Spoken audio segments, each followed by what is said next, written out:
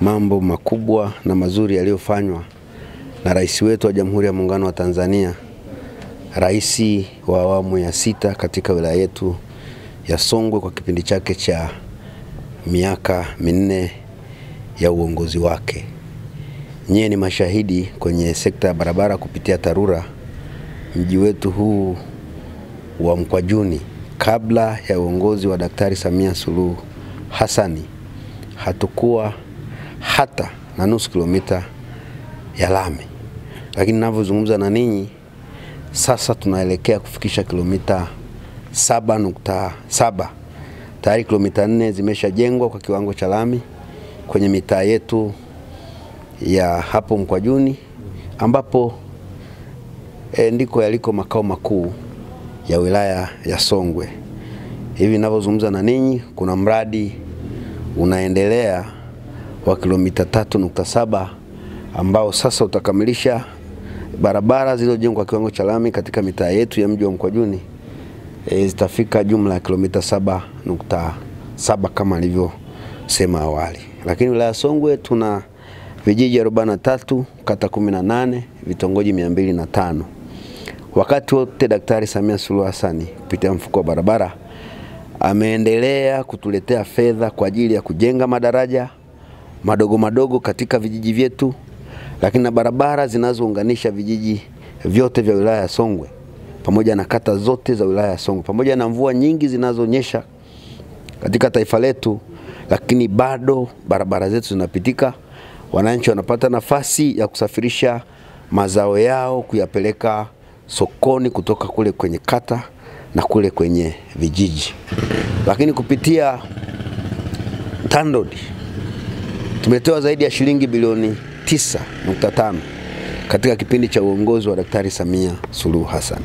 Fedha ambazo zimetusaidia kujenga madaraja yanayounganisha kata na kata katika wilaya yetu ya Songwe, lakini pia mengine yanaunganisha wilaya pamoja na wilaya jirani za mkoa wa Mbeya. Lakini kubwa zaidi, nyie ni mashuhuda. Hivi karibuni kupitia bajeti inayoenda kutekelezwa, tayari Daktari Samia Suluhu Hassan alishatutengea fedha na mkandarasi ameshapatikana kwa ajili ya ujenzi wa barabara kwa kiwango cha lami kutoka Mbalizi, Mkwajuni, Saza, Patamela hadi Makongolosi. Barabara hii ina urefu wa kilomita 86. Barabara hii itakapokwenda kufunguka hivi karibuni, sasa wilaya ya Songwe itaenda kufunguka. Maana yake ni nini? Nyie mnafahamu wilaya ya Songwe tunajishughulisha na uchimbaji wa dhahabu. Tunaenda sasa kuanza ujenzi wa mgodi wa rare earth metal kule Ngwala.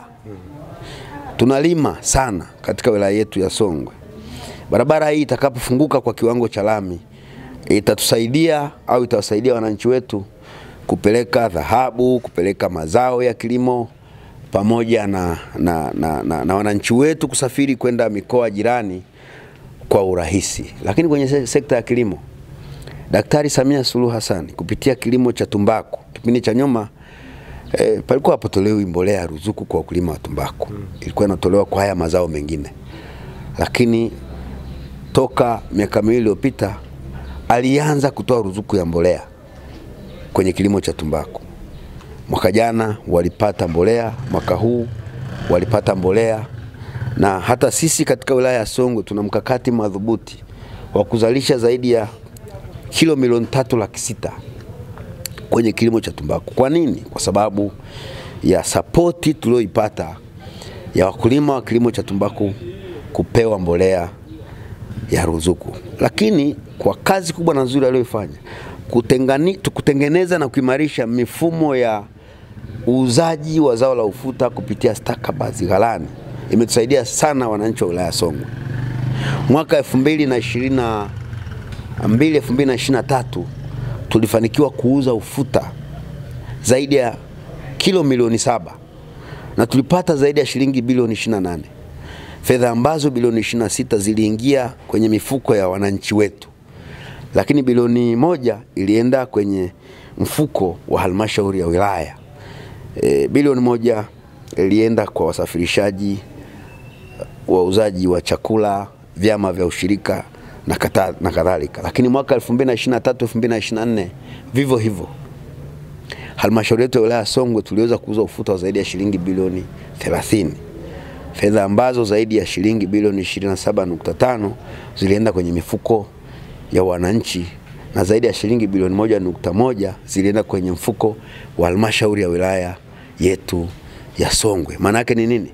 Kwa miaka miwili mfululizo tuliweza kupata zaidi ya shilingi bilioni 58 kupitia zao la ufuta, kwa sababu alitengeneza mifumo ya kuuza ufuta wetu kupitia kwenye mfumo wa stakabadhi ghalani, jambo ambalo limewasaidia sana wananchi wa wilaya ya Songwe, sababu huko nyuma walikuwa wanauza debe la ufuta kwa shilingi 5,000, lakini walifika mahali kupitia huu mfumo uliotengenezwa wa masoko na Daktari Samia Suluhu Hassan waliweza kuuza debe la ufuta mpaka shilingi 65,000. Lakini kubwa kuliko yote, kwenye sekta ya elimu tumeletewa fedha nyingi zaidi ya shilingi bilioni 45 kwa kipindi cha uongozi wake, fedha ambazo zimetusaidia na zinaendelea kutusaidia kujenga shule mpya, kujenga mabwalo, kujenga maabara, kujenga maktaba, kujenga ofisi za walimu.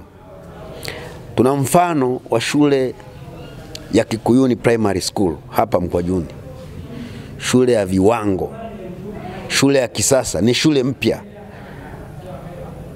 ambapo tuliletewa zaidi ya shilingi milioni 580. Lakini hivi ninavyozungumza na ninyi, tuna ujenzi mkubwa wa shule pale Iseche. Tumeletewa zaidi ya shilingi bilioni 1.6 shule ya mkoa ya ufundi ya amali kwa lugha nyingine. Tunaendelea kutekeleza ule mradi na tumeshafika zaidi ya 75%. Kila kata katika wilaya yetu ya Songwe, kila kijiji katika wilaya yetu ya Songwe vimeguswa na miradi ya elimu. Lakini ameendelea kufanya vizuri kwenye eneo la watumishi. Amelipa malimbikizo ya mishahara ya watumishi. Ameendelea kupandisha madaraja watumishi wa kada zote. Ameendelea kuajiri walimu katika wilaya yetu ya Songwe.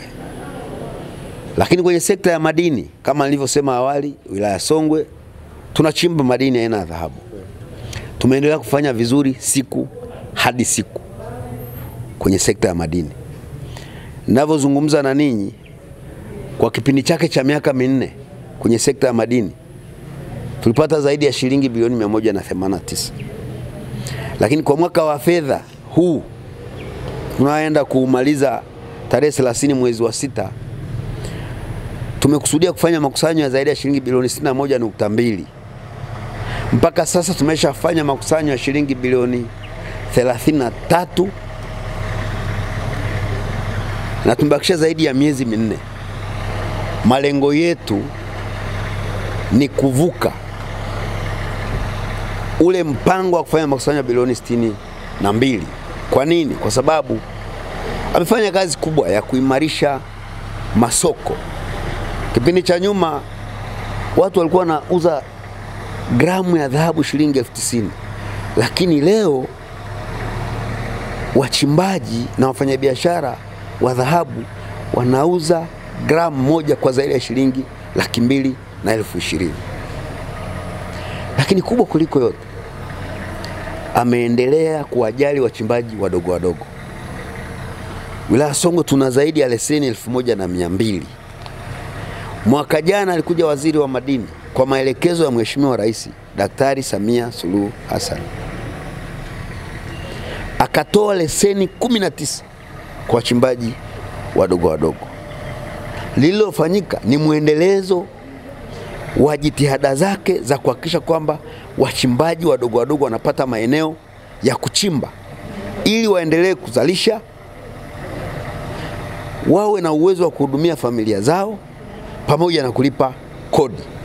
Sekta inayotubeba ni sekta ya madini. Tumejengewa jengo la kisasa la utawala la halmashauri ya wilaya Songwe kwa zaidi ya shilingi bilioni 4. nadhani mnafahamu, mnapita pale mara kwa mara. Naomba nitumie nafasi hii kwa niaba ya wananchi wa wilaya Songwe kumshukuru sana na kumpongeza sana Daktari Samia Suluhu Hassan kwa mambo makubwa na mazuri.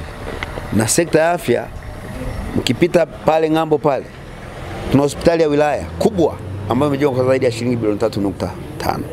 Lakini tumejengewa vituo vya afya 5. Kila kituo kimoja kimegharimu zaidi ya shilingi milioni 500. Zimetumika zaidi ya bilioni 2.5 kujenga vituo vya afya 5 katika kata mbalimbali katika wilaya yetu ya Songwe. Mbali na hayo, kama nilivyosema awali, tuna vijiji 43 katika wilaya yetu ya Songwe. Zaidi ya zahanati 40 zimejengwa na Daktari Samia Suluhu Hassan. Kila kijiji kimeletewa zaidi ya shilingi milioni 50 kwa ajili ya utekelezaji wa mradi huo wa zahanati kwa kila kijiji. Naomba nirudie tena kuwashukuru na kuwapongeza viongozi wenzangu kwa ushirikiano wanaonipa, lakini washukuru wananchi wa wilaya ya Songwe kwa namna wanavyoibua na kushiriki katika utekelezaji wa miradi mbalimbali ya maendeleo katika wilaya yetu ya Songwe. Lakini mwisho, niendelee tena kumshukuru Daktari Samia Suluhu Hassan kwa namna anavyoijali wilaya yetu ya Songwe. Ametuletea fedha nyingi kwa kila sekta.